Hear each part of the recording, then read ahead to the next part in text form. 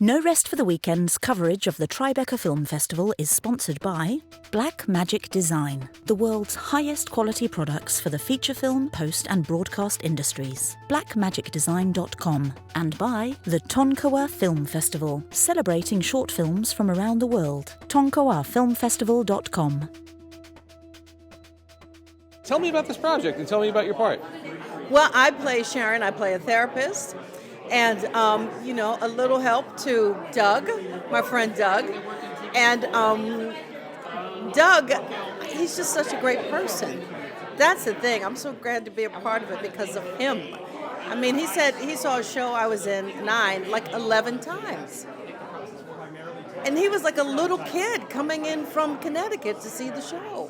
And so to think that here he is producing this thing and asked me to be a part of it is kind of like showbiz in a nutshell, right? So what do you feel like audiences are going to get from this project? What do you want audiences to walk away with after the premiere tonight? I want audience to walk away feeling a little goofy, feeling a little seen, feeling the power of love. It's a great answer. And what, if anything, can we expect to see you in coming up? Oh my goodness. I'm working a little bit with Hugh Jackman's company. He just got this theater company with Ian Rickman, so I'm doing a reading with them. I just did a little film in Baltimore about AI. My son is a paraplegic, my show son, and so we have to figure out if that works. And, we'll see what happens from that. At Tribeca Red Carpet, how does this feel? My first time being here, it feels really great, actually. It's really cool. I'm very lucky to have worked with Paul and Veronica. It's just really cool to be here. I love it so much. So tell us about your role in the film. I play young Doug, which is the younger version of the main character. You get to kind of see him get diagnosed with this terminal kidney disease. It was a very cool scene to work with and use, and it was just, I'm so happy that it's got to make it to where it is now. So did you have to work with the older actor and try to copy mannerisms and things like that?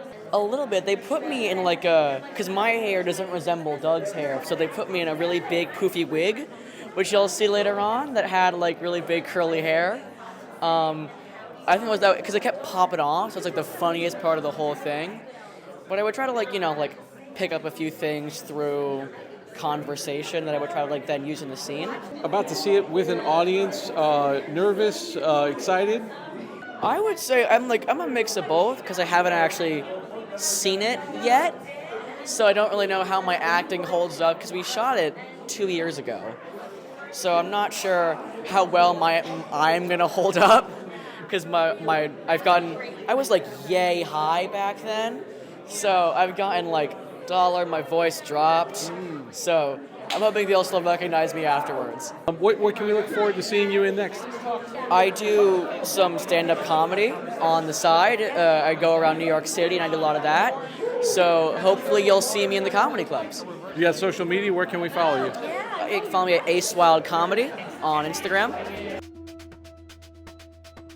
I'm here with Veronica Reyes-How, the creator of Mother May I Have a Kidney. Veronica, you're about to give birth to this thing at Tribeca. How does that feel?